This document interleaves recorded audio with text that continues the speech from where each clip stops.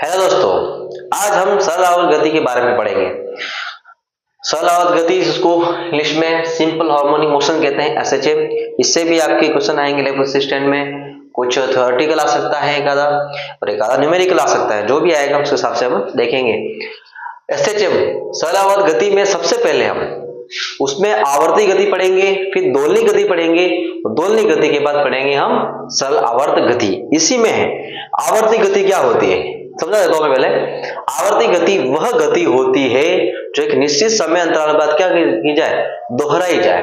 निश्चित समय अंतराल बाद दोहराई जाए, उसे आवर्त गति कहते हैं। तो आवर्ती गति की हम डेफिनेशन लिखते हैं। हम आवर्ती गति इसको इंग्लिश में बोलते हैं पीरियोडिक मोशन।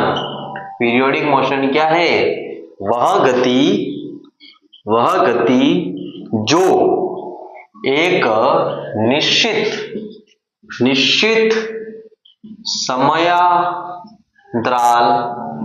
बाद क्या की जाए, दोहराई जाए। क्या जाए? दोहराई जाए। उसे क्या कहते हैं? आवर्ती गति। निश्चित समयांतराल पर वापस दोहराई जाए, उसे आवर्ती गति कहते हैं। और वह समयांतराल जो एक आवर्ती गति में लगता है उसे क्या कहते हैं? उसे क्या कहते हैं? आवर्तकाल। आवर्तकाल कुछ नहीं है, आवर्तकाल कहते हैं कि भाई जो एक गति की निश्चित समय वापस दोहराई गई उसे क्या कहते हैं? उसमें जो लगा समय उसको क्या कहते हैं? आवर्तकाल कहते हैं। या इसी आवर्तकाल की और डेफिनेशन क्या है? एक दोलन में लगा समय। इसको भी क्या कहते हैं? आवर्तकाल कहते हैं। आवर्तकाल की दो परिभाषा हो गई। सबसे पहले आवर्ती का देखो कि वह गति जो निश्चित समय अंतराल पर दोहराई जाए उसे आवर्ती गति कहते हैं, पीरियोडिक मोशन। और वह समय अंतराल जो एक आवर्ती गति में लगता है, या आवर्ती गति में लगने वाला समय अंतराल को क्या बोलते हैं? आवर्तकाल कहते हैं। या एक दोलन में लगा समय को क्या कहते हैं? आवर्तकाल कहते हैं। इसका उदाहरण क्या है? सूर्य के चारों ओर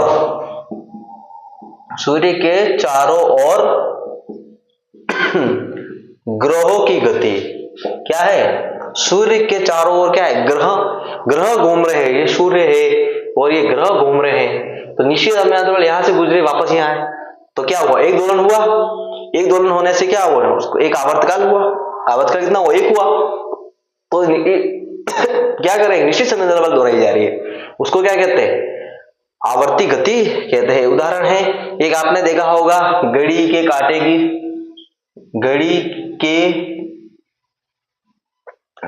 की गति। सुई का घड़ी का कांटा होता है ना, घड़ी के कांटे की गति जो भाई घड़ी का कांटा है, अभी ये 12 पे था, घुमा वापस 12 पे आ गया।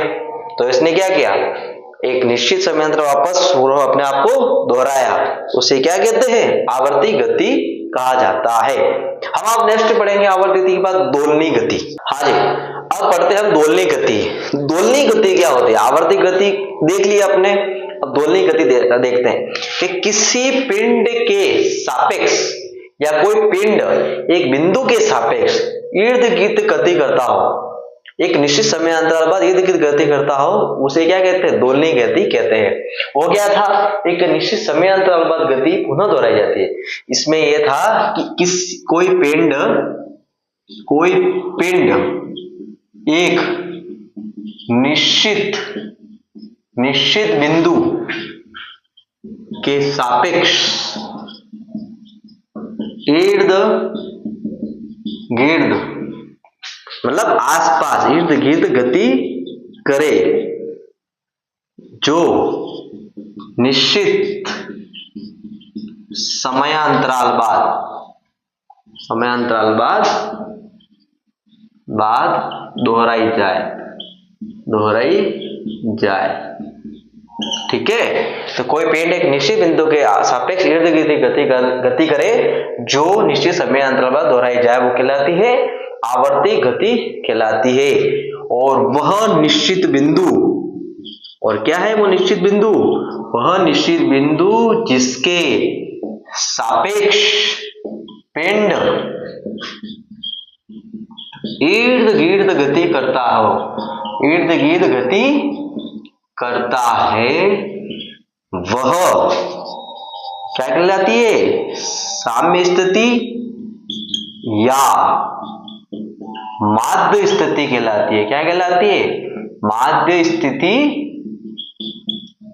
कहलाती है। समझे कि वह निश्चित बिंदु, वह निश्चित बिंदु जिसके सापेक्ष एक पिंड इर्द गिर्द गति करता हो, वह कौन सी स्थिति कहलाती है? माध्य स्थिति कहलाती है या साम्यावस्था स्थिति कहलाती है, कि वापस उसी जगह आ रहा है। इसके उदाहरण अगर आप देखें, उदाहरण देखें तो सितार के तार में कंपन, सितार जो बजाते ना, सितार के तार में कंपन, कंपन होते हैं तो ये ऐसे जाती है, टिन टिन ऐसे जाते हैं, कंपन ऐसे से होते हैं। तो वापस गई, वापस आई, वापस गई, वापस आई, इर्द गिर्द गति करती है वापस उसी जगह।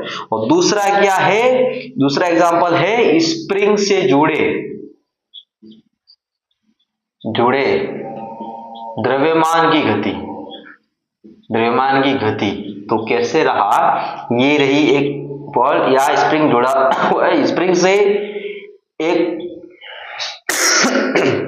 छोटा द्रव्यमान जुड़ा हुआ है। जब इसको किसी एक्स से विस्थापित करके छोड़ दिया जाता है तो अपनी माध्य स्थिति के इर्द गिर्द क्या करता है? गति करता है। और ये कंपन क्या होते हैं? बड़े बड़े दोलन होते हैं, बड़े बड़े दोलन होते हैं, इसीलिए इसको क्या कहते हैं? दोलनी गति कहते हैं। ठीक है, इसका एग्जाम्पल ये हो गए, दो एग्जाम्पल हो गए, सितार के तार के कंपन में, तार में कंपन, और स्प्रिंग जुड़े द्रव्यमान की गति।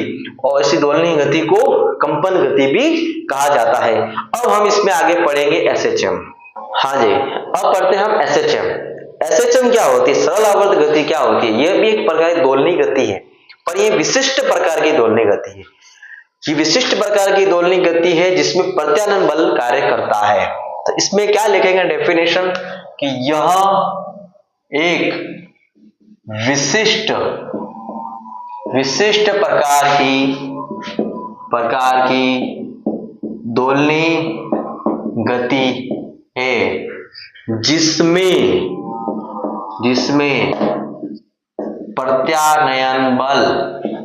जिसमें प्रत्यानयन बल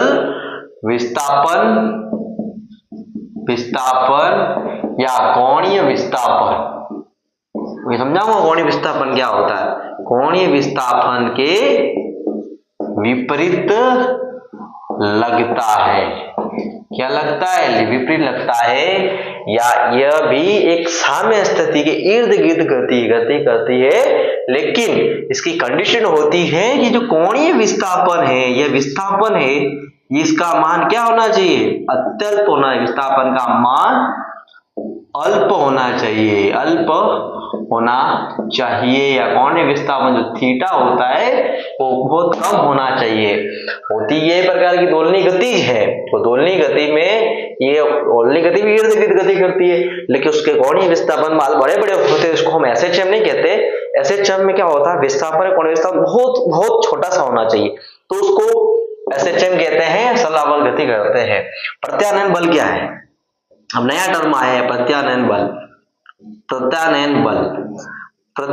बल वह बल है जो, सुनो डेफिनेशन सुनो, याद करना है, रटना नहीं है। रटोगे तो कुछ भी याद नहीं होगा, समझ के पढ़ना पड़ेगा। समझो, आप कहीं पर भी पढ़ सकते हो, कुछ भी पढ़ सकते हो। पढ़ने में क्या, हर जगह हर प्लेटफॉर्म पे उपलब्ध है पढ़ने का। आपके पास मॉड्यूल है, आपके पास नोट्स है, बहुत प्रकार की है, लेकिन आपको इसमें सीखना है। सीखनी बड़ी चीज होती है। आप अगर सीखते हो तो वो बड़ी इंपॉर्टेंट है। आप आज पढ़े और कल भूल गए, उसको वो नहीं बोलते। आप आज पढ़े, आज से 5 साल बाद भी पूछेगा सिस्टम क्या होती है, उसमें क्या होता है, प्रत्यानयन बल क्या होता है, अगर वो तुम्हें कॉन्सेप्चुअल याद है तो तुम उस टाइम पे भी बता दोगे आप सब, हाँ ये चीज होती है। और आपने रट के गए तो कल प्रत्यानयन बल वो होता है जो विपरीत लगता है, ऐसे पढ़ लिया तो आप खत्म हो चुके हो, कोई मतलब नहीं है। आप प्रत्यानयन बल क्या होता है वो सोचो कि ये कोई बल है, कण है, जो अपनी माध्य स्थिति से खिसका, माध्य स्थिति से एक सरल लोलक ले लो, माध्य स्थिति से खिसका वापस उसको लाने का प्रयत्न करता है, माध्य स्थिति को लाने का प्रयत्न करता है, वो प्रत्यानयन बल कहलाता है। तो प्रत्यानयन बल क्या बल है? यह वह बल है जो कण या पिंड को माध्य स्थिति की ओर लाने का प्रयास करता है, लाने का क्या करता है? प्रयास करता है, वो प्रत्यानयन बल कहलाता है। और यह प्रत्यानयन बल विस्थापन के विपरीत और समानुपाती होता है। यह बल विस्थापन के विपरीत व समानुपाती होता है। इसको गणितीय रूप में भी लिखेंगे हम, वो ही आगे काम आएगा आपका। विपरीत और समानुपाती होता है, और इसे लिखने का जो तरीका है वो F समानुपाती माइनस एक्स। समझे? माइनस का मतलब क्या है? विपरीत दिशा में लग रहा है। एक्स अपन इधर किसका है? लगा उधर। उसको हम आगे चित्र में पढ़ेंगे, आप ये उतार सकते हो पॉज करके वीडियो। अब हम पढ़ते हैं प्रत्यानयन बल कैसे लगता है। प्रत्यानयन बल अपन ने ये कह दिया कि माइनस एक्स होता है। कैसे होता है? हम एक सरल रेखीय एसएचएम देखते हैं। सरल रेखीय एसएचएम में क्या होता है? हमने ये ले लिया एक पेड़, अपन ने ले ली स्प्रिंग से हमने जोड़ दी एक m द्रव्यमान का पिंड जोड़ दिया, ये साम्य अवस्था में है। ये अवस्था क्या है? रुका हुआ है, तो ये क्या है? साम्य स्थिति है। यहाँ पर रुका हुआ तो साम्य स्थिति है, x बराबर 0। ठीक है, इसका बल का मॉडुलस होता है k होता है स्प्रिंग नेता। ठीक है, अब हमने क्या किया? इस पे एक फोर्स लगा के हमने F फोर्स लगाया, एक बल लगा के इसको इधर खिसकाया। कितना खिसकाया? बहुत अल्प विस्थापन खिसकाया। अल्प विस्थापन है ना एसएचएम, अल्प विस्थापन x खिसकाया। और यह ध्यान रखना, इसका म्यू 0 है। म्यू को बोलते हैं घर्षण गुणांक, और घर्षण गुणांक 0 माना गया है क्योंकि घर्षण कुछ नहीं लग रहा। घर्षण आ जाएगा तो अलग केस हो जाएगा। हम इसको चिकनी सतह मान के करते हैं। अगर हमने बल लगाया और x खिसका, कितना खिसका? x खिसक गया, ये x खिसका, इधर खिसका x, तो इधर के साइड में जो ये स्प्रिंग है वो एक बल लगाती है, इधर बल लगता है F, उसी को क्या बोलते हैं? प्रत्यानयन बल बोलते हैं। प्रत्यानयन बल बोलते हैं। स्प्रिंग बल लगाई, इधर लगाई, बल F कैसे खिसका? ऐसे। बल कैसे लगा? इधर लगा। इसलिए हमने बोला F है, समानुपाती भी है लेकिन विपरीत है, इसलिए माइनस साइन लगा। और F बराबर माइनस, ये K क्या लगाएंगे हम? स्थिरांक लगाएंगे। K लगा स्थिरांक, तो F बराबर kx हो गया। और F बराबर क्या होता है? ma होता है। ma वेक्टर अपन बनाएंगे, सिंपल सा बता दो, माइनस kx। और ये ध्यान रखो कि a का मान जो है minus k by m into x होगा। और आप ये भी बोल सकते हो a समानुपाती माइनस x। ये भी क्या है? एसएचएम की शर्त है, इसको कहते हैं एसएचएम की शर्त। ये एसएचएम की शर्त है, और ये भी क्या है? एसएचएम की शर्त है, सरल आवर्त गति की शर्त है। अगर ये कंडीशन कहीं पर भी फॉलो हो रही है मतलब वो गति क्या है? सरल आवर्त गति है। बाकी अगर ये कंडीशन फॉलो नहीं हो रही है तो वो सरल आवर्त गति नहीं है। आप ये ध्यान रखिए कि F समानुपाती माइनस x की शर्त है। और ये ऐसे खींचा, अल्प खींच के छोड़ दिया, वो ऐसे दोलन करेगा। माइनस दोलन करता है, छोटे छोटे दोलन करता है तो उसको एसएचएम कहते हैं। बड़े बड़े करता है तो आवर्ती गति नहीं, बड़े बड़े करता है उसको दोलनी गति कहते हैं। आवर्ती गति तो वो होती है ना पर पड़ा जो निश्चित समय दोहरा जाती है, ये भी निश्चित समय दोहरा रही है लेकिन साम्य स्थिति के इर्द गिर्द दोहराती है, उसे क्या कहते हैं? सरल आवर्त गति कहते हैं। हम इसके आगे क्या पढ़ेंगे? विस्थापन समीकरण पढ़ेंगे। हम अब विस्थापन समीकरण पढ़ते हैं। विस्थापन समीकरण बहुत प्रकार की होती है लेकिन हम सिंपल से तरीके से पढ़ेंगे, ज्यादा हेडेक करने की जरूरत नहीं है। हम विस्थापन समीकरण ये पढ़ेंगे, y बराबर a या x ले लेते हैं विस्थापन, x बराबर a sin ओमेगा t। और होती है ए बराबर ए कॉस ओमेगा टी में भी होती है। कोई अगर इसमें ज्यादा जाए, अगर हम ज्यादा अंदर जाए A sine omega T plus five ये भी हो सकती है, कॉस ओमेगा टी भी हो सकती है। ए बराबर A sine omega T plus minus cos A cos omega T ये भी हो सकती है। बहुत प्रकार की इसमें विस्थापन समीकरण होती है, लेकिन हम इसमें विस्थापन समीकरण एक पढ़ेंगे, उसके बाद आपको इसमें समझाएंगे विस्थापन समीकरण से वेग समीकरण कैसे आती है, वेग समीकरण से त्वरण की समीकरण कैसे आती है, उसमें अवकलन करके बताएंगे, जो बिल्कुल इजी होगा, आपको ज्यादा हेल्प करने की जरूरत नहीं है। ठीक है, इसमें हम देखते हैं ए साइन ओमेगा टी। ठीक है, ए एक्स क्या है, एक्स क्या है, विस्थापन है, क्या है, विस्थापन है। ए क्या है, अगर एक्स विस्थापन है, ये आयाम है, आयाम में समझाऊंगा आयाम क्या होता है। और ओमेगा टी ये पूरा पूरा क्या है, ये क्या ओमेगा टी प्लस फाइव ये कला है, ये कला कोण भी बोल सकते हैं, ये कला कोण भी बोल सकते हैं। और फाइव जो है इसको बोलते हैं प्रारंभिक कला। ये सिर्फ याद रखना आपको, इतना कोई अगर क्वेश्चन में दे दिया है प्रारंभिक कला तो लगा देंगे, नहीं दिया है तो अपन क्या करें ओमेगा टी से काम चला देंगे। ये किसमें समीकरण है, x और t के पदों में समीकरण है। कौन से पदों में, x व t के पदों में।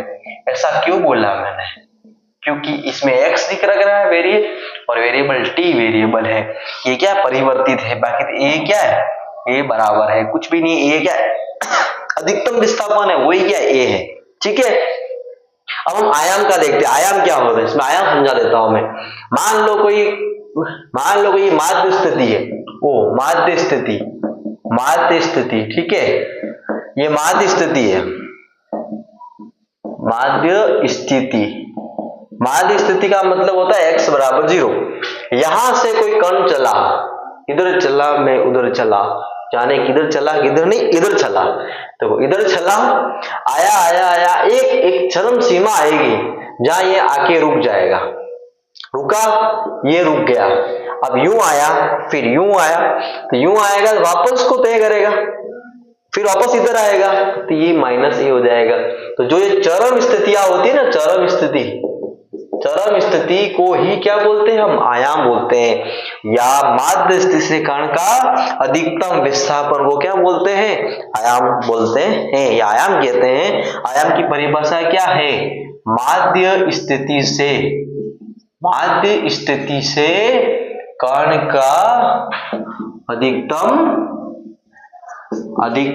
विस्थापन, अधिकतम विस्थापन को क्या बोलते हैं, आयाम कहते हैं। समझ गए आयाम का। इसके आगे हम पढ़ते हैं कि वेग की समीकरण क्या होती है, फिर त्वरण की समीकरण क्या। अब हम वेग की समीकरण पढ़ेंगे। वेग की समीकरण विस्थापन समीकरण से आएगी, ए बराबर क्या आएगा, ए साइन ओमेगा टी। हम स्टैंडर्ड लेके चलते, ज्यादा हेडेक नहीं करना, और एक्स्ट्रा होगा, इतना एक्स्ट्रा आएगा नहीं आएगा तो समझा दूंगा आगे, ठीक है। ए साइन ओमेगा टी, आपने 11th में बचपन में पढ़ा होगा कि हम अगर वेग, तो अगर हम विस्थापन को वेग लाना चाहते हैं विस्थापन से, तो क्या करना पड़ेगा, अवकलन करना पड़ेगा। तो इस समीकरण का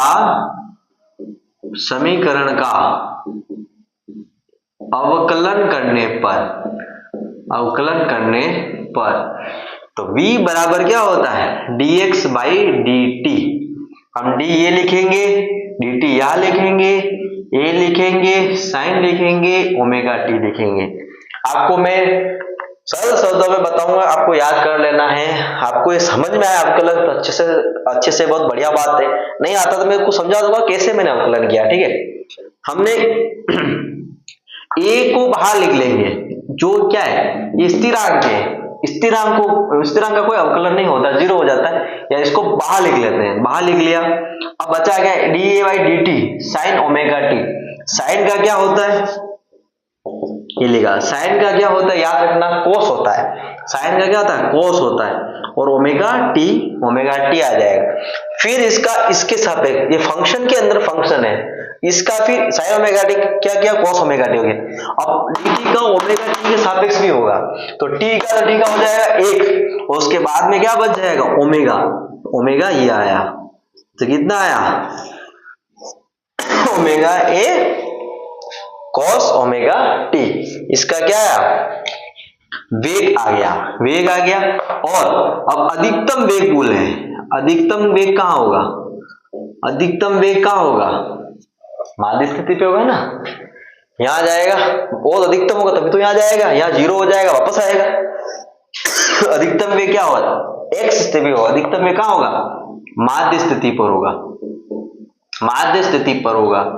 तो क्या करना है, v बराबर ओमेगा ए। क्यों किया मैंने, क्योंकि cos ओमेगा टी का मान मैक्सिमम कितना हो जाएगा, एक रख देंगे, एक से गुणा करेंगे तो v मैक्सिमम कितना आ जाएगा, ओमेगा ए आ जाएगा।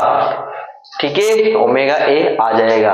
अब ये याद रखो कि v और t के पदों में है, t के पदों में है, इसमें x आया ही नहीं है, v और t के पदों में है।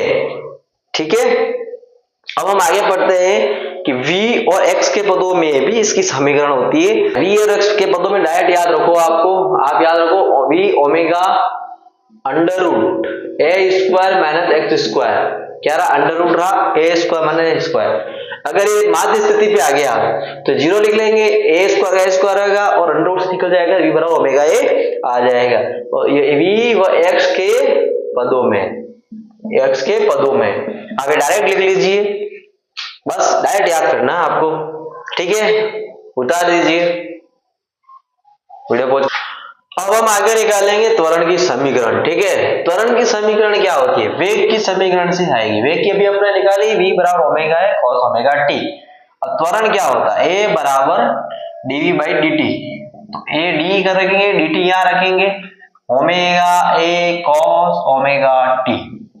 ठीक है, अब हम देखते हैं कि a जो दे रखा है वो d बाई dt से अवकलन करने पे आएगा, तो ओमेगा ए तो क्या है, एक नियतांक है, ओमेगा ए तो नियतांक हो गया।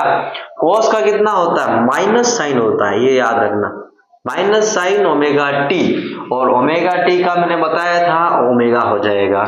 इसको हम व्यवस्थित करके लिख लेंगे, ए माइनस ओमेगा स्क्वायर ए साइन ओमेगा टी। और आपको पता है विपरीत आया, आया ओमेगा स्क्वायर ए साइन ओमेगा टी, क्या आया, विपरीत आया। और आप इसको अगर अधिकतम लिखना चाहते हैं मैक्सिमम में, तो मैक्सिमम में क्या हो जाएगा, मैक्सिमम में आप साइन ओमेगा टी या साइन थीटा कितना होता है, मैक्सिमम एक हो जाता है, तो एक लिख लेंगे तो क्या हो गया, ए मैक्सिमम कितना आ गया, माइनस ओमेगा स्क्वायर ए आ गया। और हम इसी समीकरण को हम अगर ये तो ए और टी के पदों में है, ए व टी के पदों में, टी के पदों में, और हम इसी समीकरण को हम अगर ए व एक्स के पदों में लिखे, दो पद याद रखने पड़ेंगे पदों में, क्वेश्चन कहां पूछा गया है, क्या दे रखा है, उसके अकॉर्डिंग पूछेंगे तो हम डायरेक्ट याद रखेंगे, ए बराबर minus omega square x square और वाई एक्स स्क्वायर माइनस ए स्क्वायर माइनस एक्स स्क्वायर। जैसे ही हमने इसको क्या किया, अंडर रूट है, सॉरी इसमें अंडर रूट लगेगा, जैसे ही हमने माध्य स्थिति पर किया तो ये क्या हो गया, जीरो हो जाएगा, और ए स्क्वायर का ए बार आ जाएगा तो ओमेगा स्क्वायर ए आ जाएगा। ये किसमें आ गया, ए व एक्स के पदों में आपको डायरेक्ट याद रखना है, कंपटीशन के एग्जाम के हिसाब से डायरेक्ट याद रखना है। हम इसके आगे पढ़ेंगे हम आवर्तकाल। आवर्तकाल अभी आपने देखा कि आवर्तकाल क्या होता है, तो आवर्तकाल को मैं एक सिंपल भाषा में बताना चाहता हूं, सिंपल गणितीय भाषा में बताना चाहता हूं। कैसे बताऊंगा देखना, ये जीरो ले लिया, ये प्लस ये माइनस की तरफ ले लिया, हमारा कण गया जीरो से स्टार्ट हुआ, माध्य स्थिति से वापस देखो, माध्य स्थिति से स्टार्ट हुआ मैक्सिमम पे गया या मैक्सिमम आ गया, मैक्सिमम कितना आ गया, प्लस ए आ गया, फिर धीरे धीरे वापस रिटर्न हुआ, रिटर्न हुआ कहां आया, जीरो पे आया, वापस जीरो पे आ गया, वापस विपरीत दिशा में बढ़ा, कितना आया, वापस मैक्सिमम हुआ, ये मैक्सिमम कितना हुआ, माइनस है, और वापस पुनः वापस किधर आ गया, जीरो पे आ गया, तो कितना हुआ, जीरो पे आ गया। इसने क्या किया, वापस क्या हुआ, पुनः दोहराया, क्या हुआ, कि एक निश्चित बिंदु के इर्द गिर्द कितना लगा क्या समय क्या हुआ, आवर्तकाल कहलाता है। महाद्रव्य को लगा समय आवर्तकाल कहलाता है। तो हमने देखा कि यहाँ पर कितना होगा आवर्तकाल, यहाँ कितना होगा, यहाँ कितना होगा, यहाँ कितना होगा। इससे आप डिसाइड करेंगे कितना होगा। वहां पर भी कंफ्यूज हो सकते हैं लेकिन यहाँ नहीं हो सकते आप, ये ग्राफिकल है। 0 से यहाँ किया कितना गया, t/4 गया।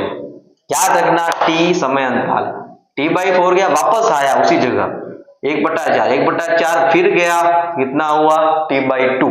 अब t/2 में 1/4 और आया तो 3t/4 और वापस 3t/4 में 1/4 और आया तो कितना हुआ, टोटल t हो गया। और पूरा हुआ तो उसको क्या बोला गया, आवर्तकाल बोला गया। और आवर्तकाल का सूत्र क्या होता है, t बराबर 2π/ओमेगा। या कर सकते हैं t बराबर 2π/f। f क्या है, ओमेगा क्या है, कोणीय आवृत्ति है। ओमेगा कोणीय आवृत्ति है, आवर्ती नहीं है, आवृत्ति है। बार बार दोहराया आवृत्ति, और ये क्या है, सिर्फ आवृत्ति है। क्या है, आवृत्ति है। इसमें हम ये बिल्कुल सिंपल सा याद, हर जगह काम आएगा आपका, हर जगह हर क्वेश्चंस में काम आएगा। आपको मैंने वो सिंपल से बताया है। देखो 0 से चला, अधिकतम पहुंचा, कितना टाइम लगा, t/4। वापस आया, यहाँ कितना लगा, t/2 आया। यहाँ से वापस इधर गया, इधर कितना लगा, 3t/4। वापस यहाँ गया, यहाँ कितना लगा, t। तो वापस क्या हुआ, दोहरा दिया, वापस t पे आ गया। तो ये क्या है, आवर्तकाल है। आज अब हम कुछ महत्वपूर्ण बिंदु देखते हैं। महत्वपूर्ण बिंदु क्या है, इंपॉर्टेंट पॉइंट्स जो आपको याद रखने डायरेक्ट। पहला इंपॉर्टेंट पॉइंट क्या है, पहले तो हम लिखते हैं, समीकरण लिख लेते हैं, y बराबर a sin ओमेगा t। फिर v निकाला, v निकला omega a cos omega t। फिर हमने त्वरण निकाला, minus omega square a sin omega t। इन तीनों समीकरणों से हम क्या डिस्कस निकाल सकते हैं, क्या निष्कर्ष निकाल सकते हैं कि कौन कितनी कला आगे है, कौन कितनी कला पीछे है। कला मतलब कौन, कला कौन कितना पीछे है, पाई से पीछे है, π/2 पीछे है, π/2 से आगे है, हम निकालेंगे। सबसे पहले हम बोलेंगे कि वेग विस्थापन से π/2 कला कौन आगे है। इन दोनों में साइन और कॉस है ना, और साइन को अगर कॉस में करना है, साइन को अगर कॉस में कन्वर्ट करना है ना, साइन थीटा को कॉस में, तो कितना करना पड़ेगा, साइन 90 माइनस थीटा या साइन 90 प्लस थीटा। तो इसमें कितना, π/2 का गैप है। तो ये बोलना पड़ेगा, पहला जो इंपॉर्टेंट होगा, वेग विस्थापन से π/2 कला कोण या कला आगे है। और ऐसे ही बोल सकते हैं कि विस्थापन वेग से π/2 कला कोण पीछे है। ठीक है, दूसरा क्या आएगा, त्वरण। अब त्वरण अगर ये π/2 है और ये π/2 का गैप हुआ, तो एक काम करते हैं, त्वरण जो है वेग से कितना आगे, वेग से π/2 कला कोण या कला आगे है। कितना आगे, π/2। ये याद रखो कि सीक्वेंस याद रखो, विस्थापन वेग त्वरण ये आता है, इसका अवकलन करते आता है, इसका अवकलन नहीं आता है।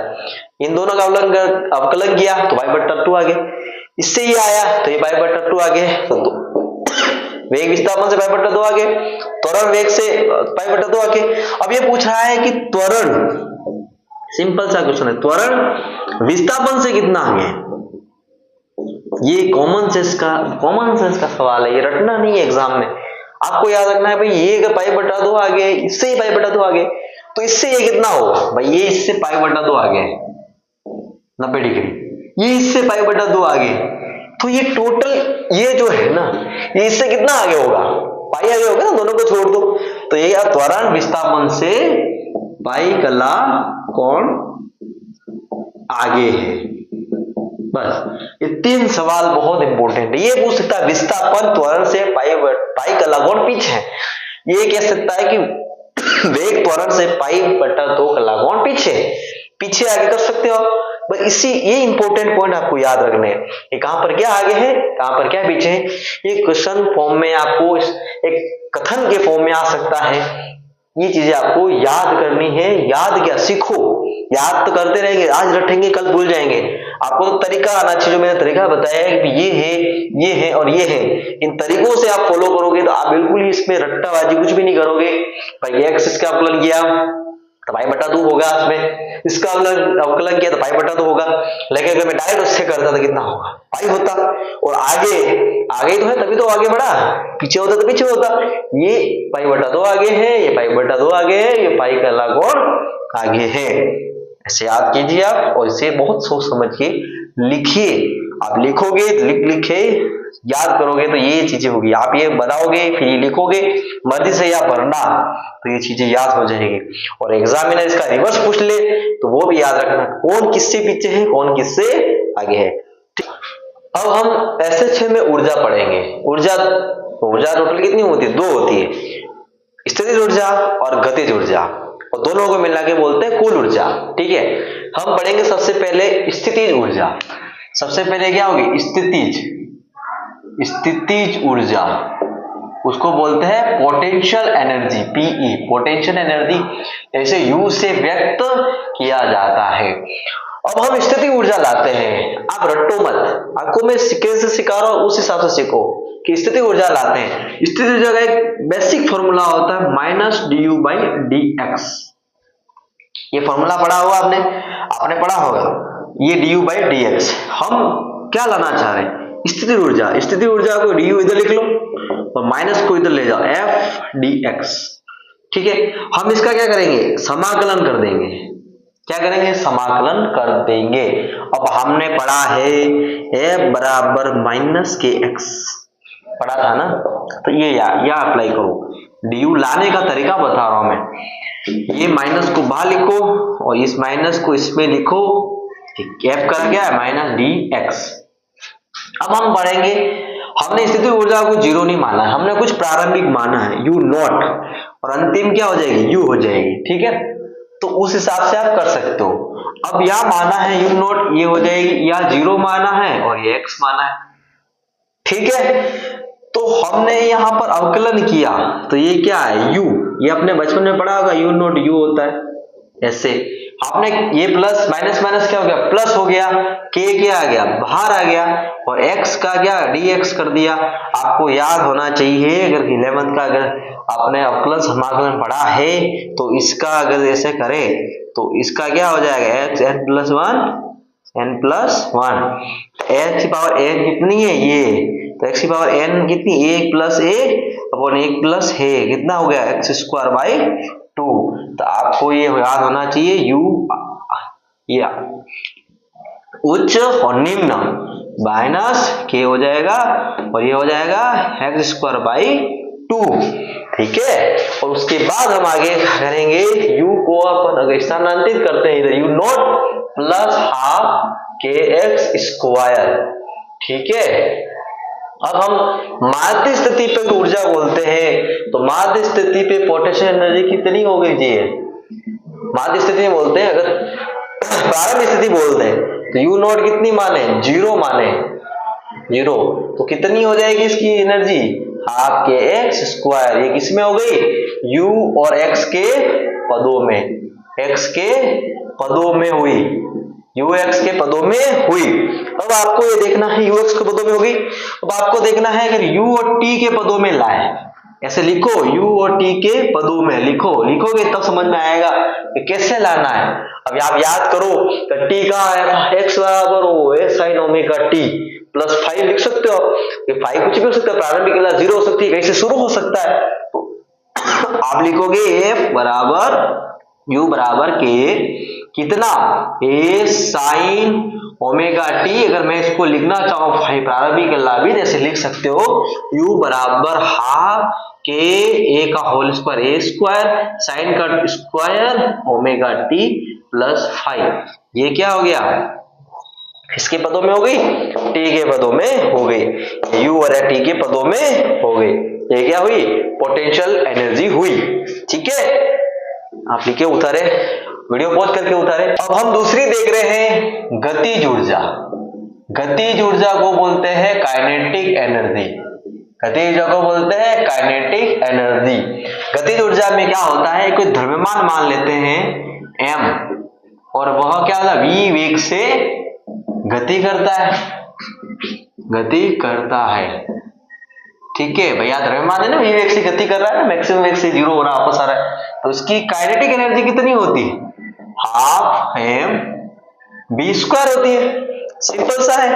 अब आपको अगर इससे, ये तो किसमें लिखी काइनेटिक एनर्जी, m काइनेटिक और v के पदों में लिखी, आप इसको हम क्या करना चाहते हैं, इसको t के पदों में लिखे, तो काइनेटिक एनर्जी बराबर हाफ m हुआ, और v का मान क्या लिखे, omega a cos omega t, omega t, ठीक है, cos ओमेगा t लिखते हैं, ओमेगा t प्लस 5 कोई प्रारंभिक कला है, इसका स्क्वायर कर देंगे तो काइनेटिक एनर्जी कितनी आ जाएगी, half m omega square a square cos square omega t plus 5। ये किसमें आ गई, ये किसमें आ गई, t के पदों में आ गई। ये तो t के पदों में आ गए। हम इसको v काइनेटिक एनर्जी को क्या किसमें लिखते हैं, इसको x के पदों में लिखते हैं। x के पदों में लिखने पर क्या कैसे करेंगे, हम कैसे करेंगे, v को क्या लिखा था हमने, v बराबर omega under root a square minus square, ये लिखा था। हम इसको किसके पदों में, x के पदों में लिखे, काइनेटिक एनर्जी हाफ m, और v की जगह क्या लिखे, omega under root a square minus X square का होल स्क्वायर कर दिया। ये किया तो काइनेटिक एनर्जी कितनी आई, half m omega square a square minus X square, ये इसकी क्या आई काइनेटिक एनर्जी, और x के पदों में आ गई। जब x अगर इसको माध्य स्थिति से, इसकी माध्य स्थिति से किया जाए तो x बराबर कितना लिखेंगे, अब माध्य स्थिति पे 0 लिखेंगे, इसमें 0 होते थे काइनेटिक एनर्जी कितनी आ जाएगी, half m omega square a square, ये आ जाएगी। और पोटेंशियल एनर्जी भी निकाली थी वो उस हिसाब से होगी। अब दोनों को जोड़ देंगे तो क्या निकलेगी, टोटल एनर्जी। आगे आएगी कुल ऊर्जा। कुल ऊर्जा E बराबर U प्लस के, potential energy plus kinetic energy, स्थितिज ऊर्जा प्लस काइनेटिक ऊर्जा। आपको एक चीज और याद रखनी है, m ओमेगा स्क्वायर जो होता है ना वो k होता है, ये याद रखना, और ओमेगा बराबर क्या हो जाएगा, under root k by m हो जाएगा, ये चीज याद रखनी है। आपने पोटेंशियल एनर्जी कितनी निकाली, U बराबर हाफ k एक्स स्क्वायर, आपने काइनेटिक एनर्जी कितनी निकाली, हाफ m, और ये कितना किया, v का फॉर्मूला लिखा था, तो omega a square minus X square under root का स्क्वायर, आपने ये किया था। तो काइनेटिक एनर्जी कितनी आई, half m omega square a square minus X square. अब और देखो m ओमेगा स्क्वायर कितना है, k है, तो काइनेटिक एनर्जी कितनी है, half k a square minus X square. अगर हम इसको माध्य स्थिति से माने तो काइनेटिक एनर्जी कितनी आएगी, हाफ k a स्क्वायर, कितनी आई, हाफ k a स्क्वायर, तो x कितना हो गया, 0 हो गया। हम ये चीज हो गई, 0 हो गया, हाफ k एक्स स्क्वायर है, काइनेटिक एनर्जी को k e लिख लेता हूं, k के काट दोगे तो, ठीक है, काइनेटिक एनर्जी, ठीक है, हाफ k स्क्वायर, x कितनी हो गई 0, और ये कितनी हो गई, हाफ k एक्स स्क्वायर।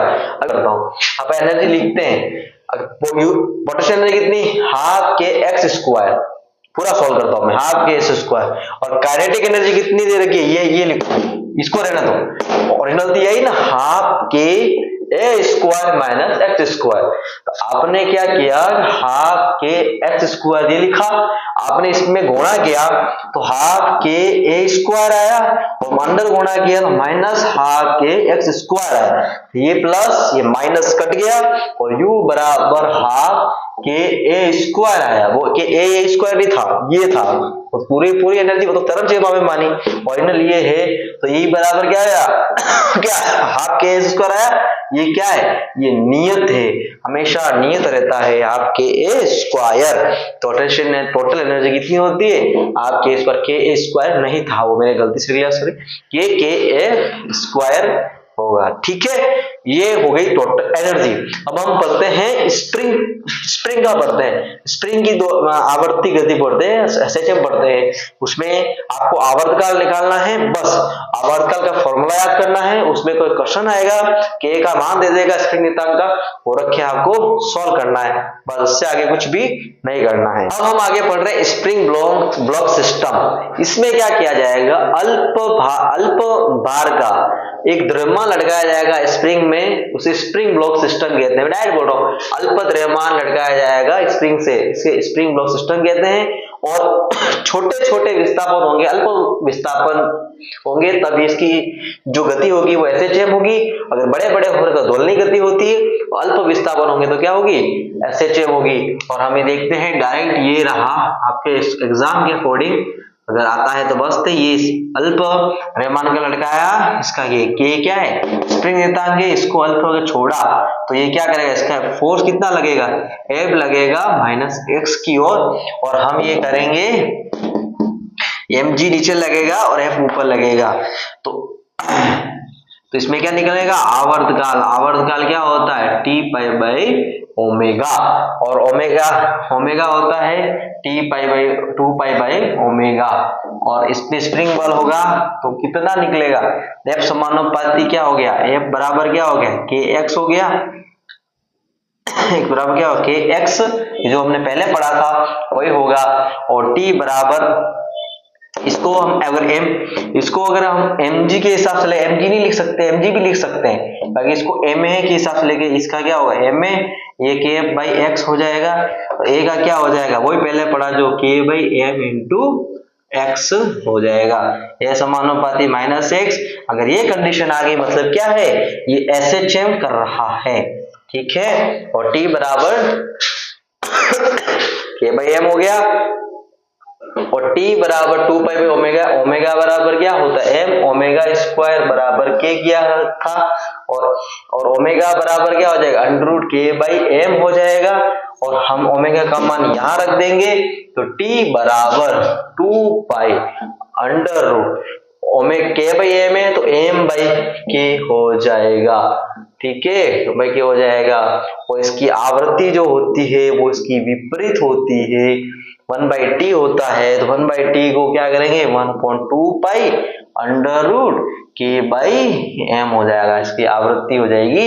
लेकिन पूछेगा आपको आवर्तकाल, ये क्या कर रही है, ये स्प्रिंग एक SHM कर रही है, इसमें आपको ये आवर्तकाल पूछेगा, ये मैंने पहले इसको कंडीशन को फॉलो किया, ये आ गया, मतलब ये SHM है, SHM होती है, आपको ये याद रखना है, m ओमेगा स्क्वायर बराबर k, ओमेगा बराबर अंडर बाई k m, और ओमेगा का मान यहाँ रखेंगे under m by k, spring का हो जाएगा आवर्तकाल। ये क्या है, स्प्रिंग नियतांक है, स्प्रिंग का क्या है, नियतांक है, और n क्या है, स्प्रिंग से लड़के ब्लॉक का द्रव्यमान है। और स्प्रिंग क्या है ये सोचो, ये एक आइडियल आदर्श स्थिति है, और स्प्रिंग क्या है, ये भारहीन है, ये भी ध्यान रखना कि सर आपने इसका भार लगाया और उसकी भारहीन होगी mg भी लगता है इसका, तो mg बराबर kx लगा सकते हो आप, उसका भी मैंने g नहीं लगाया, इसका a लगाया, त्वरण लगाया है, g भी एक त्वरण है, गुरुत्वीय त्वरण है, मैं गुरुत्वीय त्वरण के अंतर्गत नहीं मान के मैंने इसको ma के हिसाब से किया, तो a समानुपाती -x आया। आपको मैंने दो कंडीशन बताई थी, ये भी क्या है, SHM है, और ये भी क्या है, SHM है। आप चाहे उतार दो। हाँ जी, आपका टॉपिक है अनुनाद, ये भी एग्जाम में दिया हुआ, ये बिल्कुल सिंपल सा है, ये ज्यादा कुछ इसमें हेडेक की जरूरत नहीं है। क्या रहा है, पहला, जब बाह्य बल की आवृत्ति दोलित्र की मूल आवृत्ति के बराबर हो जाए, यह अवस्था क्या कहलाती है, अनुनाद। जैसे मैंने कोई ये ओमेगा बाहर का लिया है आवृत्ति का, और इसके अंदर का जो दोलित्र चला हुआ है उसके बराबर हो जाए, तो इसको क्या कहते हैं, रेजोनेंस फ्रीक्वेंसी कहते हैं, ओमेगा आर। कोणीय आवृत्ति बोला है, ये आवृत्ति, ठीक है। कोणीय आवृत्ति ओमेगा होती है, आवृत्ति एफ होती है, ठीक है, फ्रीक्वेंसी। तो हम ये कब पढ़ते हैं, जब हमने एक स्वर मापी पढ़ा था, उसमें एक स्वरित्र होता है और एक स्वर मापी होता है। इस स्वर मापी में से करके लटकाया जाता है एक बार, यहाँ एक स्प्रिंग होती है। जब ये स्वर मापी इस आवृत्ति का जो बाहर का रख के यहाँ पर रखते हैं, जब इसकी आवृत्ति मैच हो जाती है तब बहुत अच्छे से ये रिंग क्या करती है, एसएचएम करने लग जाती है। तो ये तब समझेंगे हम क्या, अनुनाद आवृत्ति हो गई। एक अनुनाद नली और होती है, इसमें एक जल भरा होता है, वो इसकी फ्रीक्वेंसी से मैच कर जाता है। दोलित्र या दोलित्र कह सकते हैं, इसको स्वरित्र भी कहते हैं, स्वरित्र। इसकी आवाज से मैच हो जाए तो बहुत एक पिक की आवाज आती है, बहुत अच्छे पिच की आवाज आती है, बहुत एक सॉलिड आवाज आती है, तो समझते हैं अनुनाद कंडीशन में हो गया है। तो ये देखो, अनुनाद में चालक से चलित्र अधिकतम ऊर्जा का स्थानांतर होता है, आयाम की स्थिति होता है। अगर ये भाई ये अगर इसकी अधिकतम जितनी आवृत्ति से मैच हो गई तो ये क्या करेगा, अच्छे से कंपन करेगा। तो ये समझे अधिकतम आयाम पे कंपन करेगा, तो इसको क्या हो, इसकी आवृत्ति मैच हो गई। और अनुनाद अवस्था में चालक की आवृत्ति अनुनाद आवृत्ति कहलाती है। इसकी जो आवृत्ति होती है ना, इसकी अनुनाद आवृत्ति कहलाती है, उसको ओमेगा आर से संयोजन करते हैं। ओमेगा नॉट है, ये दोनों आयाम अधिकतम आयाम पे आवृत्ति हो गई, तो मैक्सिमम आवृत्ति जो आयाम पे आवृत्ति हुई उन दोनों को क्या, अनुनाद आवृत्ति कहा गया। तो ओमेगा जो है ओमेगा आर या एफ आर कहा गया, ठीक है। ये सिर्फ रेजोनेंस है, इससे ज्यादा कोई बाहर से नहीं आएगा। अंतिम चीज देख लेते हैं एसएचएम के उदाहरण। सबसे पहला उदाहरण क्या, तैरती हुई वस्तु। कोई वस्तु उस पानी में तैर रही है, एच ऊंचाई तक डूबी हुई है, पूरी ऊंचाई कितनी एल है। इसका जो आवर्तकाल का फॉर्मूला होता है वो T बराबर 2 पाई अंडर एम अपॉन ए रो जी, ए रो जी, ठीक है। ए क्या है, क्षेत्रफल है, जो डूबा उसका क्षेत्रफल है, घटेगा। रो क्या है, घनत्व है, और जी क्या है, जी क्या है, गुरुत्वीय त्वरण है। T बराबर 2 पाई अंडर एच अपॉन जी, इसका ये फॉर्मूला रहेगा। दूसरा इंपॉर्टेंट है, पृथ्वी से गुजरने वाली सुरंग में गेंद की गति। हम एक काम करते, पृथ्वी में क्या करते हैं, सुरंग कर देते हैं लास्ट तक, तो उसमें क्या, उसमें आप गेंद छोड़ते हैं तो गति एक समय बाद वापस चक्कर लगा के वापस आ जाएगी। क्यों, गुरुत्वाकर्षण के कारण, ठीक है, बाहर नहीं गिरेंगे, तो गुरुत्वाकर्षण के कारण वापस आ जाएगी। तो इसका फॉर्मूला क्या होगा, T बराबर 2 pi under root R upon g. R कितना है, 6400 किलोमीटर है। ये ध्यान रखना, ये पृथ्वी की क्या है, त्रिज्या है। पृथ्वी की क्या है, त्रिज्या है, जो क्या है 6400 किलोमीटर है। और टाइम कितना लगता है एक दोलन में, 84.6 मिनट। अगर हम बोले कि गेंद पृथ्वी की सुरंग से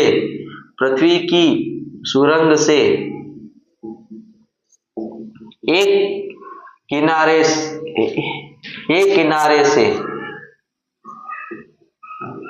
दूसरे किनारे, मतलब सुरंग का किनारा पर पहुंचने में लगा समय। ये क्वेश्चन भी आ गया, पहुंचने में लगा समय। तो आप क्या बोल दोगे डायरेक्ट कि T बराबर 84.6। इसने क्या कहा है, एक किनारे से दूसरे किनारे पर पहुंचने में लगा समय T/2 होगा। क्या होगा, ये तो वापस पहुंच के वापस आने में समय ना, आवर्तकाल है ना, तो आवर्तकाल है, इसका आधा होगा। तो कितना हो जाएगा, T/2 84.6 मिनट का आधा, मतलब ये कितना हो गया, 42.3 मिनट हो जाएगा। कितना, 42.3 मिनट में एक सिरे से दूसरे सिरे पर आ जाएगी। आप बोलते हो बाहर क्यों नहीं गिरेगी, अरे बाहर कैसे गिर सकती है, गुरुत्वाकर्षण है। गुरुत्वाकर्षण का क्या कार्य है, खींचना। ये यहाँ आएगी, यहाँ आएगी, यहाँ आएगी, यहाँ तक आएगी, यहाँ वापस आएगी, वापस घूमेगी, यहाँ आएगी, वापस यहाँ आएगी। ये ऐसे क्या करेगी, दोलन करती रहेगी। एसएचएम उदाहरण है, अगर कम होगा तो उसको क्या बोलते हैं, एसएचएम बोलेंगे, दोलन करती रहेगी। ये दो उदाहरण हैं इससे भी ज्यादा उदाहरण हो सकते हैं, आप इससे भी ज्यादा उदाहरण आप बुक में दिखे, उदाहरण को याद करके जाए, ज्यादा हेडक नहीं करनी कि इसमें क्या होता है, ये क्या होता है, कुछ भी नहीं है। तो ये वस्तु कर दो, पद से गुजरने वाली गेंद की चाल कर दो, स्प्रिंग का जो लेते पता स्प्रिंग का कर दो। तीसरा ले लेते स्प्रिंग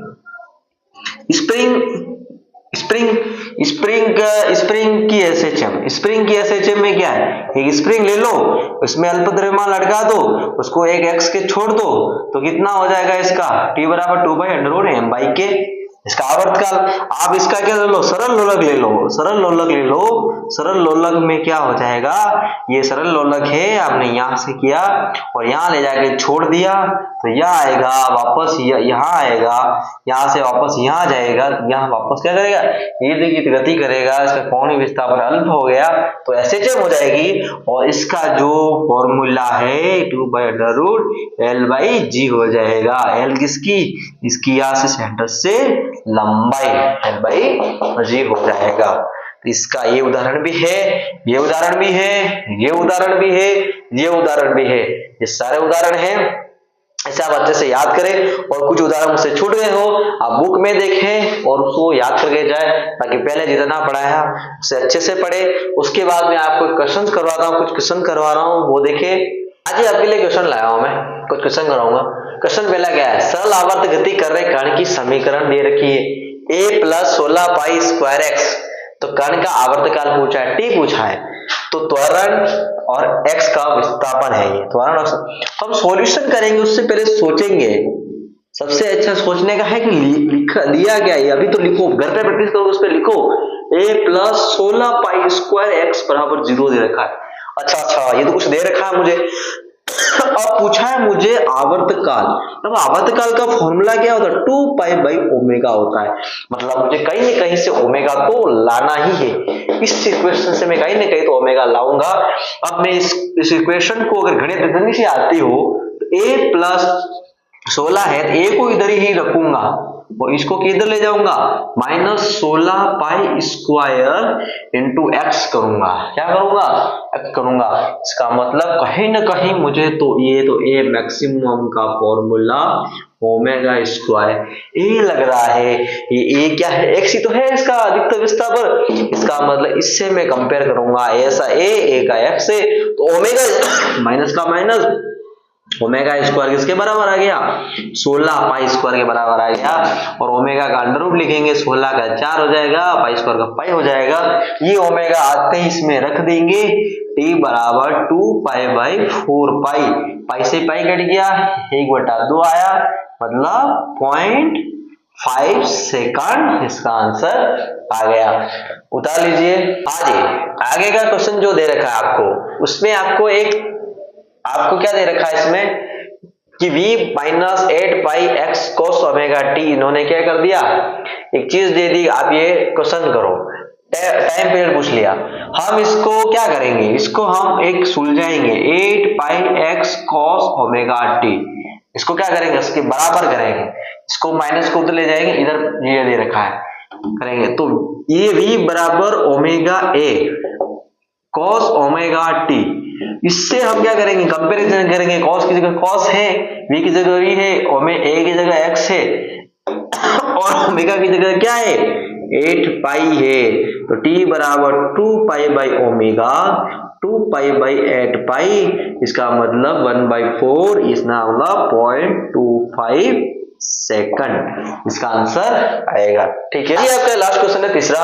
इसमें 0.1 kg द्रव्यमान का पिंड स्प्रिंग से लटका हुआ है, यदि वह एसएचएम गति कर रही है, तो यह इस एसएचएम के एक दोलन में लगा समय अंतराल ज्ञात कीजिए। k बराबर 40π² दे रखा है, k बराबर 40π² दे रखा है।